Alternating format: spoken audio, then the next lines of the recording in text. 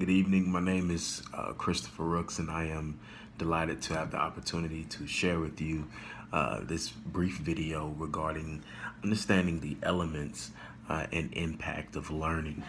The first question I've been asked to address is describing the trends in various instructional settings and modalities that you expect to see in the next 10 years and explain your rationale for these trends. Well, as a middle school educator, I think that over the next 10 years, the Every Student Succeeds Act that President Obama enacted over the last year is going to have a great impact on instructional practices, especially in terms of how schools and teachers and student performance is evaluated. One of the things that I looked at when I did some research, according to Christine Kupfer, there's a shift in educational practices from the traditional to, some might say, archaic, that does not invite critical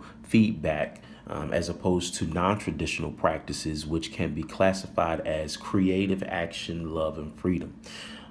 This idea is that the arts, nature, and movement no longer remain expendable additions to the kind of knowledge-driven education that aims primarily at making everyone economically productive. In other words, it's not just about high-stakes testing in the next 10 years.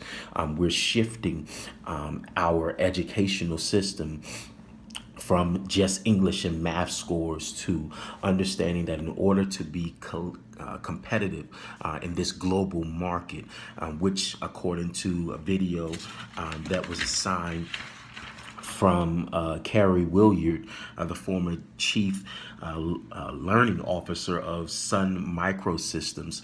She talked about how the U.S. is down 23% in the number of headquartered companies in terms of the Fortune 500 companies.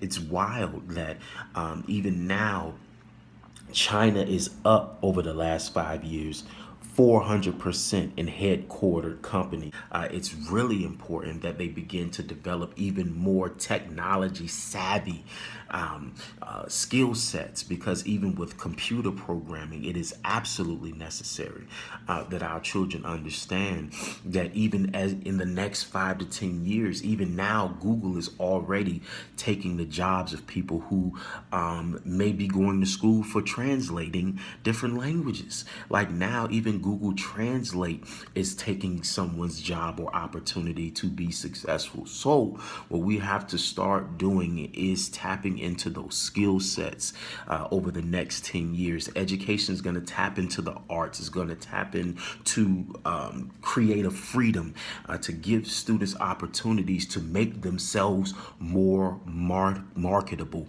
We have to find the niche. We have to find ways to keep jobs here, to keep stop outsourcing for cheap labor. Okay, and so those are the things that I'm thinking about in terms of predicting future outcomes. And understanding the elements and the impact of education and learning. I was looking up community-based accountability, and Mr.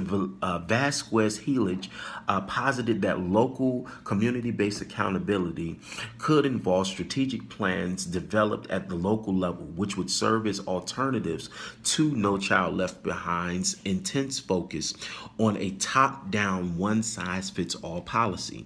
However, a bottom-up approach would enable local communities to focus on a new set of outcomes, such as career readiness, college readiness, safety, school climate, in addition to rather than standardized high-stakes testing. A new form of bottom-up design accountability would allow for communities to drive a locally based approach that relies on a set of measures of educational quality for short-term and long-term community-based goals.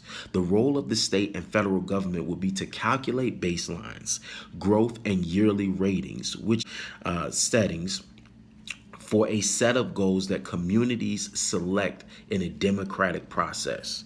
That's where we're moving, people. That's where we're transitioning to, right?